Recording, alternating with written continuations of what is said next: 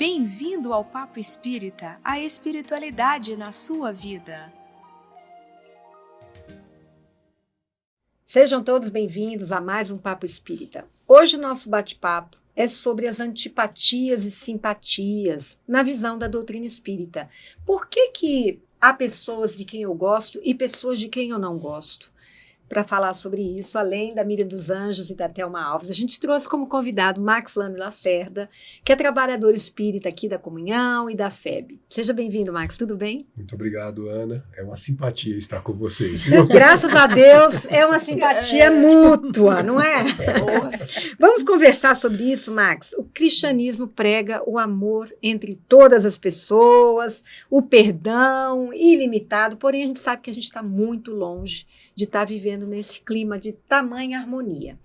E todos nós temos pessoas de quem a gente gosta, pessoas de quem a gente não gosta, seja porque às vezes a gente tem uma antipatia gratuita, pelo jeito daquela pessoa, algo que ela pode ter feito para nós, crenças que ela tenha, mas a gente sabe que a gente deve procurar a simpatia entre todos.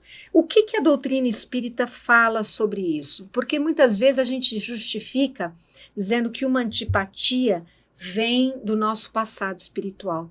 Mas eu posso dizer, mas eu não quero nenhum relacionamento com essa pessoa deve ter me feito um mal lá atrás. Como é que a gente pode encarar isso? Jesus nos ensinou que o reino dele ainda não é deste mundo.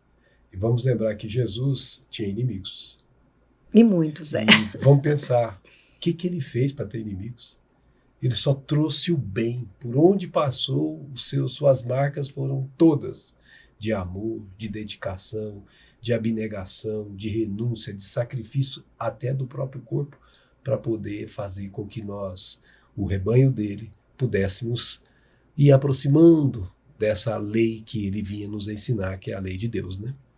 Se ele, que é o maior de todos os que vieram à Terra, não conseguiu a simpatia de todos, isso significa que o mundo que nós estamos realmente ainda é muito inferior, por isso o reino dele não é daqui, porque o mundo dele é muito superior, e esse mundo, ele comporta as situações em que o mal ainda prevalece.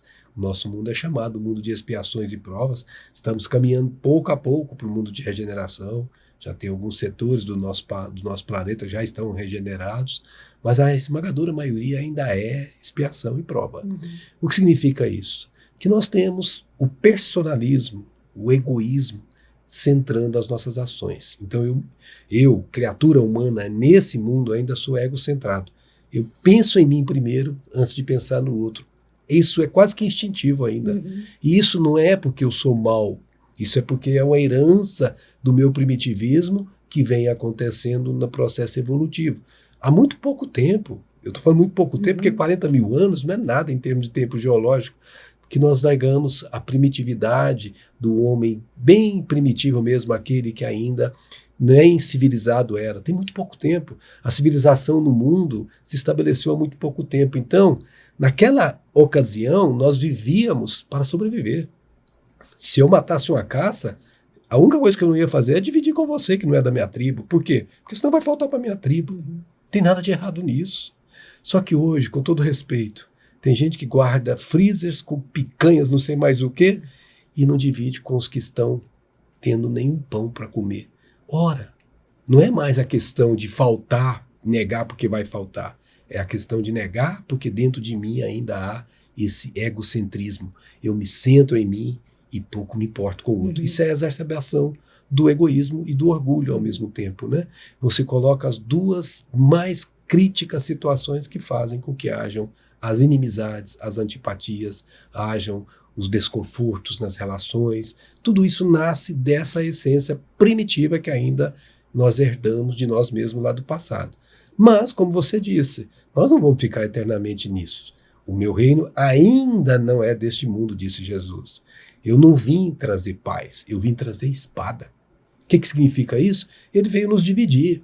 Se você já está convicta de que os valores essenciais da vida estão no Evangelho, que você, na essência, é espírito imortal, que você deve fazer o bem porque somente isso te dará paz, você vai estar dividindo a sua família que não pensa assim. Se tem alguém da sua família que não compactua dessas ideias, mesmo sendo da sua família, já vai ter uma certa antipatia por Vai você. gerar antipatia, né? Vai Max? gerar antipatia. Então, as ideias novas, elas são movimentos que causam mal-estar no que está estabelecido, aquele famoso ego, o status quo estabelecido. Toda vez que você traz uma ideia nova, pode observar a história do planeta, as civilizações, todo, você vai ver, sempre tem os mártires. Por quê? Porque quem está estabelecido na zona de conforto não quer saber de zona nova, não. Não quer mudança. Não, porque está tudo bom para ele, da visão dele, bem reduzida, né? Então, quando as ideias vêm, como Jesus foi um revolucionário do amor, por isso é revolucionário entre aspas. Ele não fez nenhum movimento guerrilheiro, nada disso. A revolução dele é pelo amor, ele impactou pelo amor, sem nunca levantar a voz contra ninguém, sem nunca impor o ensinamento dele a ninguém. Mas mesmo assim, aqueles que estavam estabelecidos naquela época, nos poderes, né, que nós lembramos, o assassinaram. Por quê? Porque ele estava incomodando a condição anterior. Se sentiram atingidos pelo discurso dele e isso gerou a antipatia. E essa antipatia pode ser tão forte que gera a inimizade, que pode gerar o que se chama grave, né? Que é odiar o outro. Não querer absolutamente nada de bem por ele. Por contrário, se puder desejar a morte do outro, ele deseja. Então esse é o extremo da antipatia, quando a pessoa então está cada vez mais escura por dentro. Quanto mais escura por dentro, quanto mais fechada em si mesma, mais essa tentação de agir dessa maneira se impõe. Sim. Mas, quer falar, Thelma? Não, que às vezes fica um pouco abstrato, né, quando a gente vai falando, por exemplo, simpatia está pensando naquilo que me é semelhante. Antipatia fez alguma coisa que eu não gostei ou eu fiz a alguém, né? Mas existe alguma coisa energética, alguma coisa no meio dessa relação, porque às vezes a gente vai encontrar é apresentado pela primeira vez a uma determinada pessoa e gerou antipatia. Ela nunca lhe fez nada, você não sabe nem de onde foi, não é? O que energia é essa que transitou ali naquele canal ali que não combinou? Ótimo. Porque a partir disso a gente entende melhor esses círculos de simpatia e antipatia, não? É ótima a sua pergunta. Todos nós temos uma coisa fundamental, é o ponto de partida de tudo em nós, chama-se pensamento. O pensamento, ele é exclusivamente seu, mas você, aure do pensamento cósmico, transmuta segundo as suas possibilidades e, como se num processo de respiração, você exala esse pensamento para o mundo. Então, quando você faz isso e você tem hábitos de pensar mais ou menos estabelecidos pelo modo como você vive, você cria ao seu entorno uma espécie de aura que marca você como se fosse um cartão de visita. As suas preferências, as suas características ficam ali. E aquilo se chama fluido. A sua aura é fluido. E quando sua aura não bate com a aura do outro, porque o outro tem pensamentos e construções através do pensamento diferentes, o que acontece? Ou repele ou atrai. Então, as afinidades e as faltas de afinidades decorrem do que você é na essência, lá na sua estrutura mais íntima, que se expõe claramente na sua aura, que você não vê, mas sente. Por isso, quando você está perto de uma pessoa que você olha para ela, não é o físico. Alguma coisa nela te incomoda ou alguma coisa nela te atrai. Tem pessoas que você quer ficar do lado dela o tempo todo e nunca viu a pessoa, porque a aura dela, ela tem uma emissão fluídica tão gostosa, é como se fosse um perfume. Ela está emitindo um perfume que você... Ai, meu Deus, eu não sei com vocês, mas quando eu passo perto daquela dama da noite, eu paro. Sim, ai, o perfume é delicioso. eu acho tão gostoso aquilo lá. Então, assim, a gente quer ficar perto porque é bom. Agora, quando a aura do outro não estou dizendo que a minha é boa, mas não é compatível com a minha, pode ser que eu não sinta como perfume, eu sinta como odor ruim.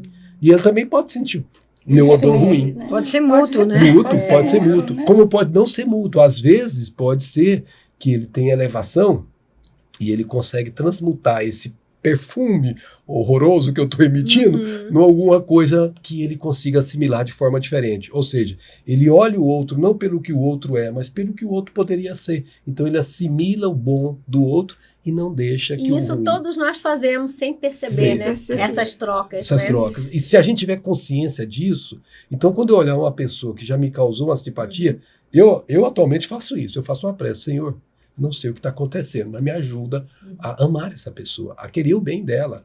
E eu começo a visualizar a pessoa no que ela tem de melhor, que eu consiga colocar para ela, como se ela tivesse, às vezes que ela nem tem, mas que eu imagino que ela tenha, e vai começando a mudar, pouco a pouco, essa primeira impressão que a aura causou.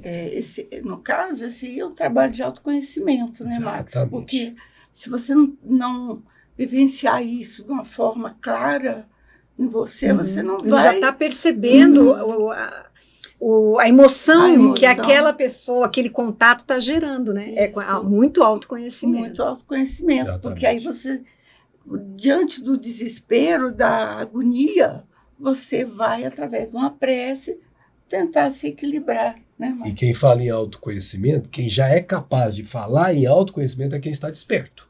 Porque se você não está desperto, você nem cogita de autoconhecimento, você nem está fora da sua alçada. Agora, quando você está desperto para a realidade essencial da vida, quando você sabe que é espírito imortal, quando você sabe que a lei é de amor, não adianta você tentar fazer diferente que não vai dar.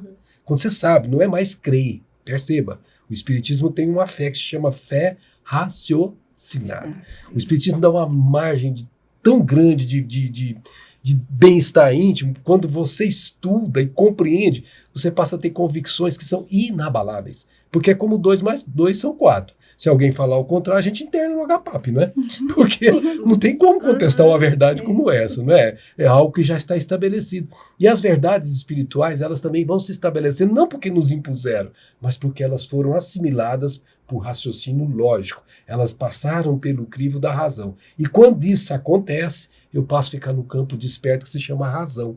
Aí eu sei porque eu faço, eu sei porque eu não devo fazer. E a gente lembra de Paulo, que estava nesse estágio. Ele diz, tudo posso, mas nem tudo me convém. Eu posso falar para você, eu não gostei dessa pessoa, não quero nem ficar perto. Eu posso fazer isso? Não posso? Mas não devo. Por quê? Porque a minha faixa de conhecimento já me dá responsabilidades de não agir assim mais, porque eu estaria afrontando a minha própria consciência, que reflete a consciência cósmica. Então eu entro em dissonância com o Pai. Entrei em dissonância com o Pai, eu estou mal comigo mesmo. Não tem como você ficar bem com você mesmo quando você não faz a vontade do Pai. E a vontade do Pai é uma só, que nos amemos uns aos outros. Não tem mais do que esse isso. caminho, né, que você está falando é interessante, porque entrar nesse processo de perceber simpatia e antipatia por alguém numa relação, né, significa também que eu preciso fazer esforço para mudança, né? Porque se eu estou muito fechada, como você falou, dentro dos meus valores, das minhas crenças, que essa é a verdade, esse é o jeito, e eu não quero mudar, tudo será antipático, É verdade. né? E a gente perde um tempo precioso e oportunidade de conhecer pessoas com outras mentalidades, né? Porque nesse processo, eu acho que a ideia nova, ou seja, a ideia diferente da minha crença ou valor, faz com que eu reflita, né? Que eu repense, né? Essa situação. E com relação a isso, né? A gente atrai, então. E aí a gente chama no espiritismo, na doutrina, que quando está desencarnado e aquele que está antipático a você é o seu obsessor, né?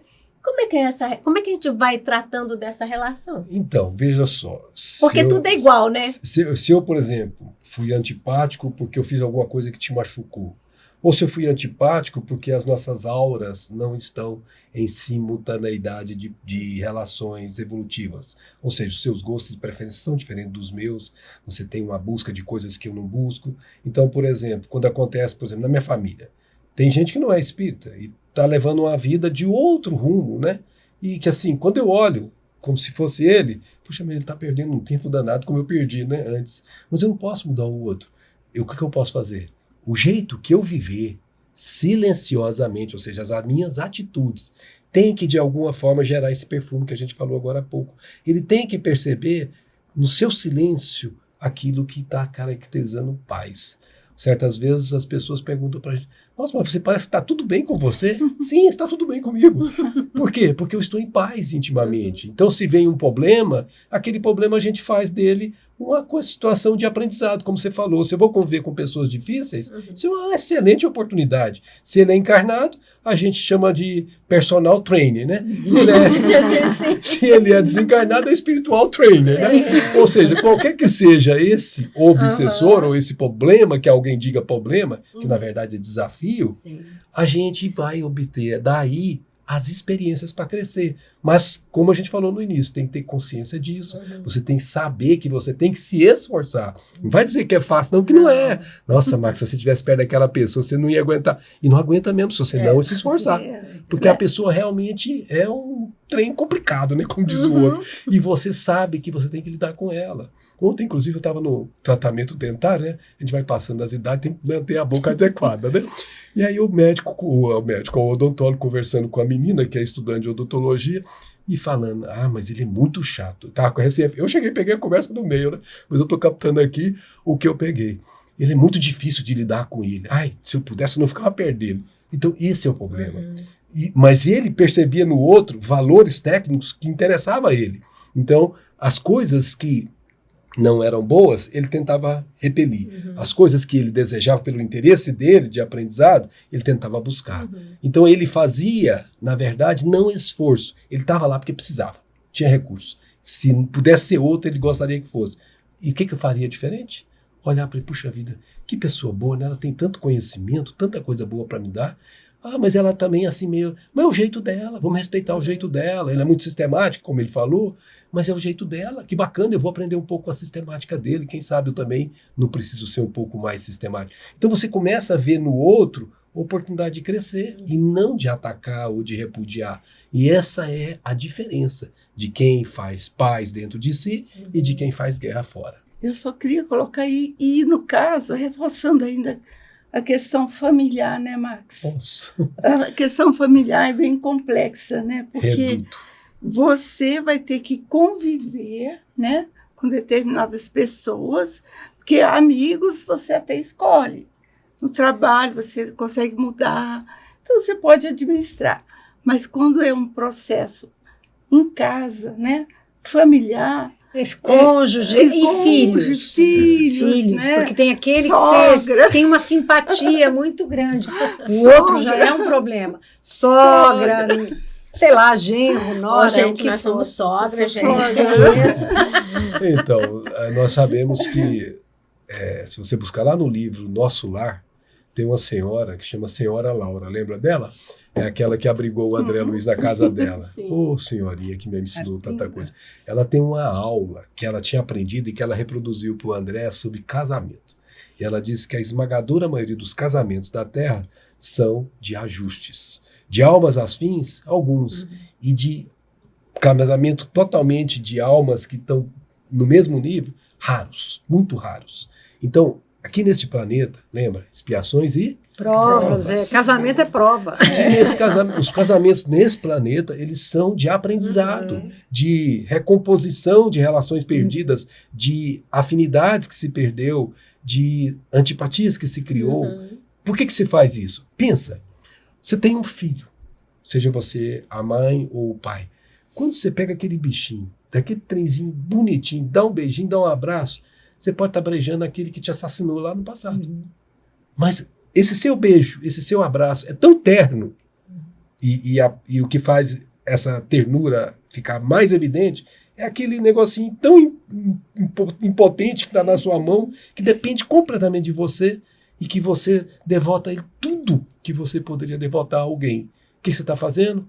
Transmitindo para ele simpatia das mais profundas que alguém pode transmitir, que é a essência do amor. Então essa criaturinha que antes foi seu inimigo, nessa convivência de abraço a abraço, de beijo a beijo, de conversa a conversa, até chegar na adolescência, né? Chegou na adolescência, a gente tem parece que lembra do passado espiritual. Aí, se presta atenção, se você fez isso muito bem feito, se você deu o seu melhor, se você fez como a mãe e o pai verdadeiros fazem, não estou dizendo machos e fêmeas que geram, estou dizendo mães, pais que têm o papel de cuidadores, que transmitem afetividade. Se você fez isso, por mais difícil que seja esse filho, quando ele chegou na adolescência, que é quando o espírito completamente retoma a sua característica, se ele retomasse a característica dele antes de nascer, ele seria muito pior do que durante esses 10, 12 anos que você deu amor a ele. Então você abrandou aqueles espinhos, você diminuiu alguns e você às vezes fez nascer flores. e alguma parte boa dele começa a surgir que não surgiria se ele fosse repudiado. Mesmo assim, podem ainda existir antipatias que vão durar a vida inteira. Isso. Com todo o amor que você dedicou, né? Mas isso por quê? Porque são almas que ainda não estão despertas. Porque se estivessem despertas, elas se esforçariam, seja ele no papel de filho ou no papel de pai e mãe. Porque elas se esforçariam para aprender a amar. Elas teriam consciência. Olha, é diferente de falar assim, alguém me diz, não, eu tenho consciência de que alguma coisa lá atrás eu fiz de errado. Eu não sei o quê. Mas se tem essa situação acontecendo, eu sei que alguma coisa eu fiz. E o que eu estou tendo agora? Oportunidade de refazer.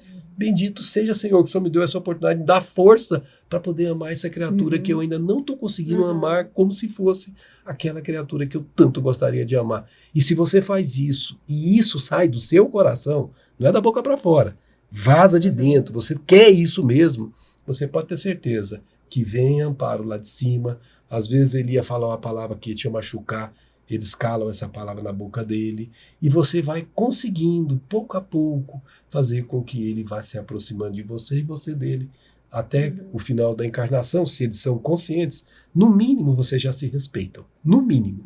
Mas se vocês fizeram um tanto mais do que isso, vocês chegam no final da encarnação se gostando. E se você fizer mais ainda um pouquinho, vocês chegam se amando, e vão ser almas afins.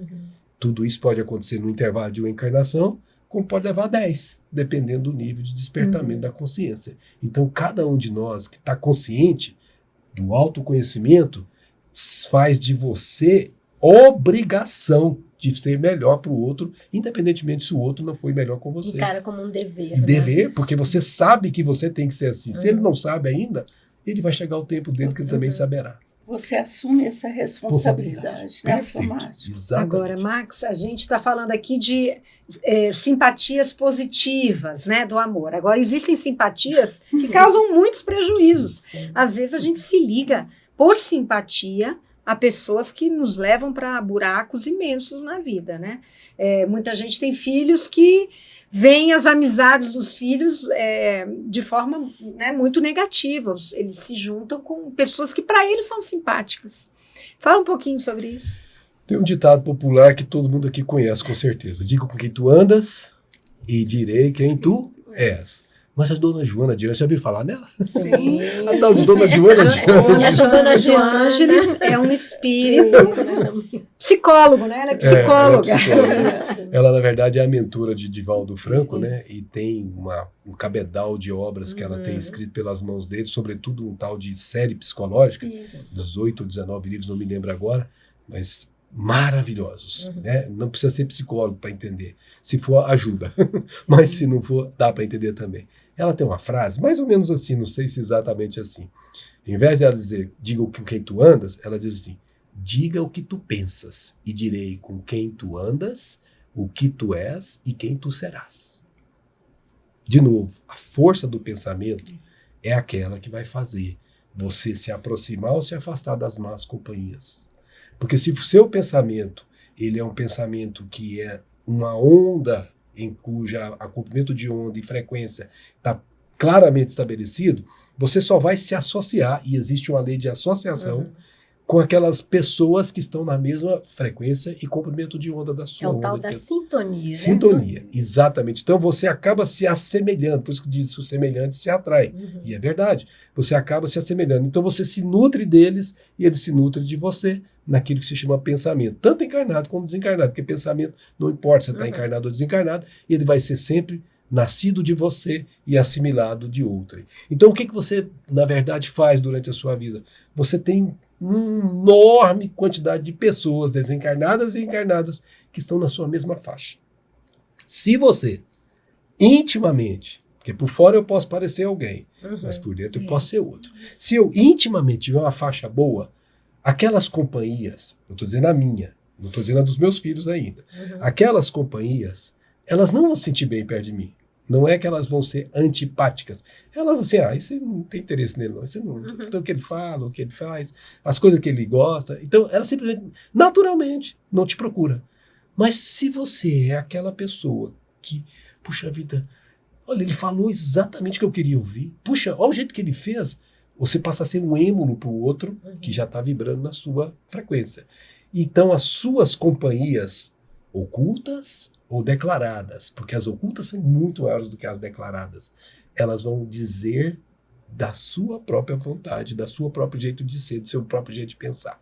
E isso vai impactar nos outros e você, sem perceber, vai induzir pessoas e essas pessoas vão, como esponjas, beber de você, se você está emanando, seja coisa boa, seja coisa ruim. É que a gente influencia, é influenciado sem Exato, perceber, sem né? perceber. Daí porque a sua conduta, Uhum. conduta que vai falar das atitudes, vai falar da sua personalidade, não da persona, que a persona eu consigo parecer que sou, né? E muita gente engana muita gente com isso, né? E muita gente às vezes gosta de ser enganado também, né? Se você mostra a sua essência intimamente, na essência os que se associam a você são do mesmo naipe. Agora, se você tem na sua essência o que não é bom, da mesma forma suas companhias serão assim. Aí você me pergunta assim, mas e meus filhos? Beba, seus filhos, antes de ser seu filho, são seus espíritos. Espíritos em evolução. Tem um livro do nosso Hermínio Miranda que chama Nossos Filhos São Espíritos, né? Maravilhoso. Maravilhoso. Então ele colocou o título excepcional, né? Nossos Filhos São Espíritos. Então, antes de ser seu filho, põe na sua cabeça isso, mamãe e papai que nos ouvem aqui. Eles são filhos de Deus. Eles foram confiados a você como um cicerone. Você que recebe alguém num país novo. Você tem que levá-lo a conhecer os caminhos bons desse país que se chama Experiência Nova na Terra. Então você, como cicerone, tem que cuidar de levar para os seus filhos através do falar, através do pensar, do sentir, do fazer e, sobretudo, através das suas próprias atitudes, que ele se induza por você, seja que espírito for, e ele assimile parte daquilo de bom que você pode emanar para ele, de forma tal que ele construa seu próprio mundo íntimo, que também gere as mesmas amizades boas. Se ele conseguir aproveitar, porque essa é uma oportunidade para ele, se ele conseguir aproveitar essa oportunidade, ele pode ter chegado com um determinado grau e sair com outro grau diferente por causa do influenciador que se chama pai e mãe, que vive. E mais, preste muita atenção nisso, as suas atitudes falam muito mais do que as suas palavras.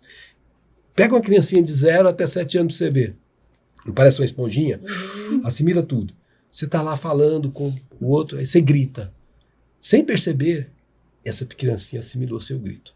Mas se você é sereno, no trânsito, alguém te fechou, e você vai com Deus, meu irmão. As criancinhas olham para você, não fala nada, mas ela está bebendo aquilo. Tá, Papai é calmo. Papai é calmo. Você está passando silenciosamente nas suas atitudes o que ela precisa ser. E ela tem em você uma referência. É verdade. Porque quando as atitudes são incoerentes, né, até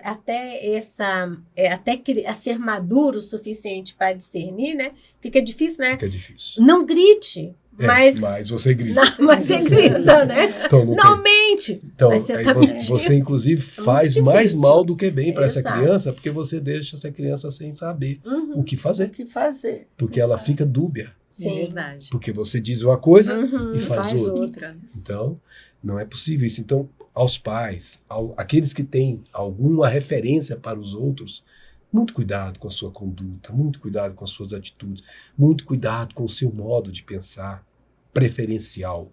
Porque a gente, se for pensar no pensamento, a gente está pensando sem parar o tempo todo. Você fala assim, vou fazer agora aquela tal de meditação, eu não vou pensar em nada. Conversa. Não tem como você não pensar. Você vai assim, eu posso fixar num pensamento. Então, vou fazer a meditação, eu quero pensar numa cachoeira. Eu só vejo cachoeira na minha frente, né? Então, mas eu estou pensando em cachoeira. Certo? E eu fiz a tal da idealização, aquilo que é o que André Luiz chama no livro dele, Evolução em 2 Mundos, de mentalização. Eu mentalizei aquela cachoeira e aquela cachoeira está na minha frente aqui, mas eu estou pensando nela. Então, não é não pensar, é o que eu elejo pensar. E como Isso, pensar, né? Isso, como pensar. Porque se eu vigio os meus pensamentos, eu estou lembrando de Jesus, vigiai e orai. Porque, olha só, essa frase de Jesus só vale para quem está desperto. Porque eu só vou vigiar o que eu estou atento. Se eu não estou atento, eu vou vigiar o quê? Vai passar por mim como se fosse algo que eu nem noto. Agora, se eu estou desperto, vigiar, o que significa isso? Puxa vida, me veio um pensamento ruim agora. Que pensamento é esse? Não é meu. Aí você fala, você pode ter uma influência espiritual. O que você faz? Ora, Senhor, Me ajude e ajude a pessoa que está do meu lado, se é que está, para que nós possamos melhorar nossos tônus vibratórios. Vou pegar só o seu gancho. É porque às vezes a gente entra num pensamento mágico de que a gente só, como a gente tem uma religiosidade, a gente só pensa coisas boas. Isso é ilusório. Nós, no planeta de provas e expiações, vamos pensar mal, sim. Vamos sentir coisa ruim. Vamos julgar, vamos criticar. Isso ainda faz parte de quem somos. Agora, estar desperto vai perceber o quanto isso ainda eu expresso, né? Então você consegue mapear isso. Que a gente não fica bonzinho, né? Quando você consegue mapear isso, você não finge para você, eu sou bonzinho. Bonzinho, cara. Você sabe, se você comer 1 quilo de sal comigo, você sabe quem eu sou, não sabe? Então o que é a verdadeira essência do aprendizado nisso? Que se eu consigo fazer esse tipo de coisa, eu percebo que tem um reflexo do passado que impacta em mim. É o homem velho, a criatura velha que eu sempre fui, querendo permanecer sendo. Mas eu tenho, do outro lado, uma espécie de tropismo que se chama deltropismo, que é uma força que me atrai para ser bom, para amar, para gostar, para se sentir bem. É o que a gente chama de atração irresistível para Deus. Então eu tenho 2 forças, uma que me leva para Deus e outra que me mantém naquele egocentrar, naquele caprichinho, né? Eu quero fazer os meus caprichos, quero viver a minha vida.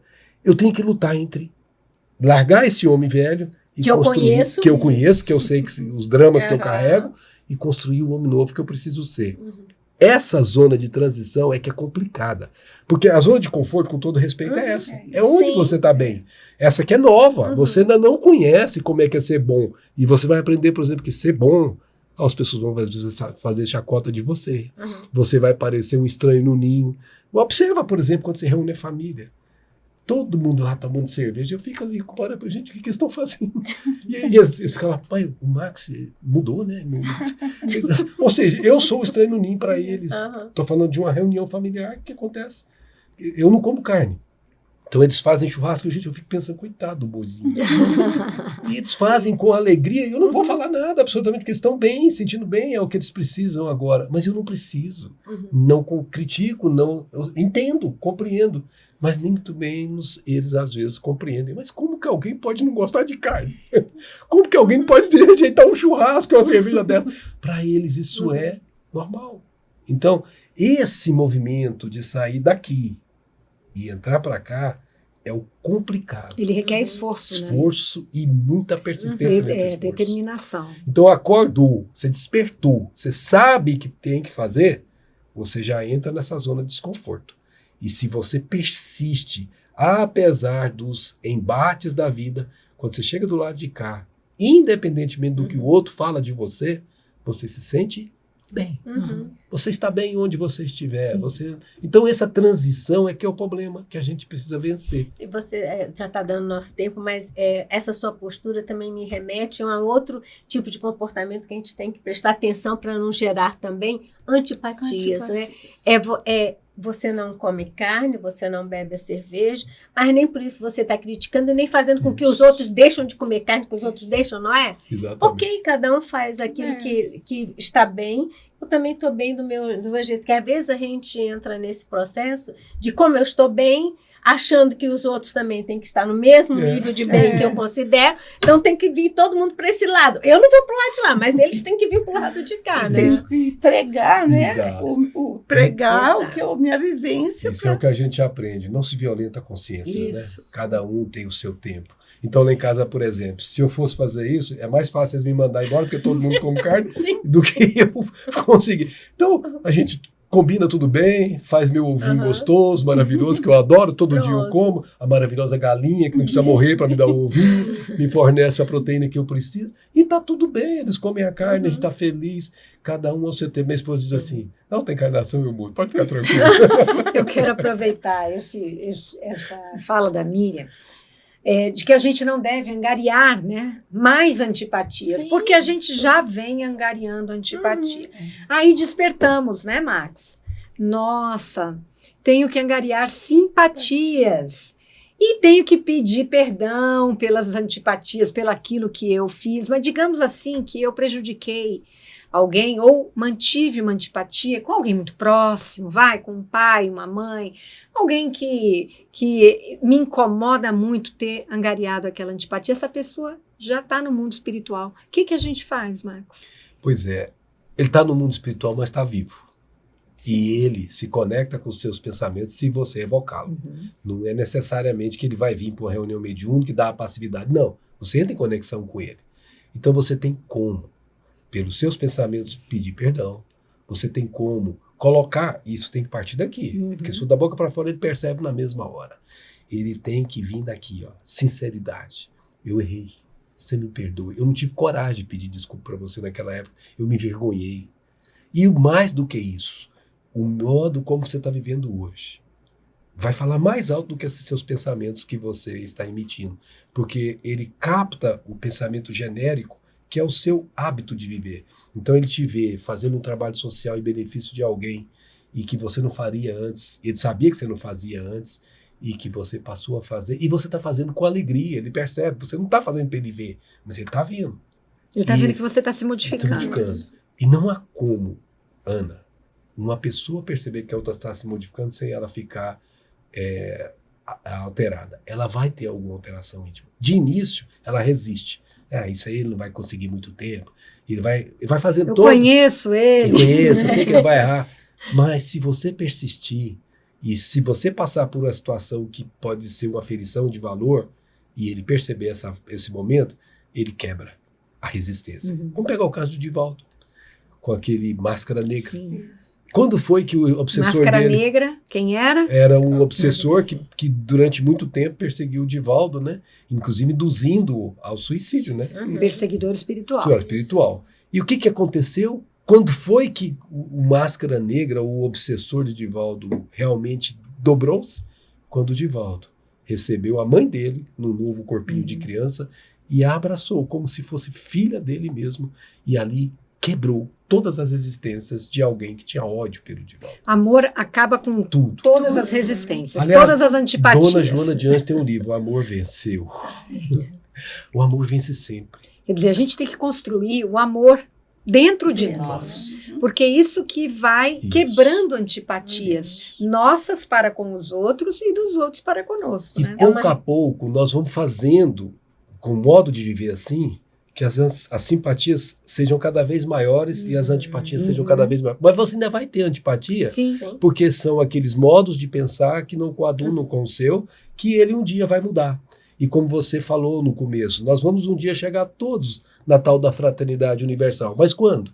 Quando todos nós estivermos pensando e agindo no bem de forma equivalente. Então, o que eu faço é como se você estivesse fazendo para mim ou eu fazendo para você. Não importa. Não é mais o personalismo, é o alô. Você vai olhar pelo outro como se o outro fosse você. E não terá diferença. Isso, um dia, será o objetivo desse planeta. Mas até lá, nós vamos ter que passar pelas provas, pelas dificuldades, vencendo as nossas naturezas íntimas ruins, que geram antipatias também. E a gente tem um passado espiritual gigantesco de antipatias, né? Já construído. Então, se a gente despertou nesta encarnação, nós vamos passar muitas ainda, desmanchando esses laços de antipatia que a gente criou, né, Max? E aí uma coisa que a gente gostaria de falar, né? Você não pode evitar que algumas pessoas se antipatizem com você. Mesmo porque, às vezes, a sua atitude incomoda aquela pessoa porque ela vê em você um bom exemplo e ela ainda não é. Quer. Então, você não pode evitar. Isso não está nas suas mãos. Mas você pode evitar de fazer antipáticos. Você não precisa fazer antipáticos. Você tem que fazer pessoas simpáticas a você. Então, ter inimigos não é escolha. Agora, fazer inimigos é escolha. Entendeu? Ter antipáticos não é escolha. Agora, fazer antipáticos é escolha. Sim. Então, faça o seu melhor como se você estivesse fazendo o seu melhor mesmo, o que você dá conta. E deixe que Deus faça o resto. As suas simpatias vão ser muito maiores do que as antipatias ao longo do tempo. Com o tempo acabando, hoje eu quero pedir a última mensagem do Max, né? Max, como nos reconciliarmos com quem antes tínhamos antipatia E fala sobre a importância de angariarmos simpatias e perdoarmos as antipatias. Então, nós temos que fazer esse trabalho primeiro em nós mesmos. Porque ninguém muda o outro. Você muda a si mesmo. Mas você influencia no outro com as suas referências silenciosas. Não é tentando convencer o outro que você vai ganhá-lo. É tentando convencer você mesmo.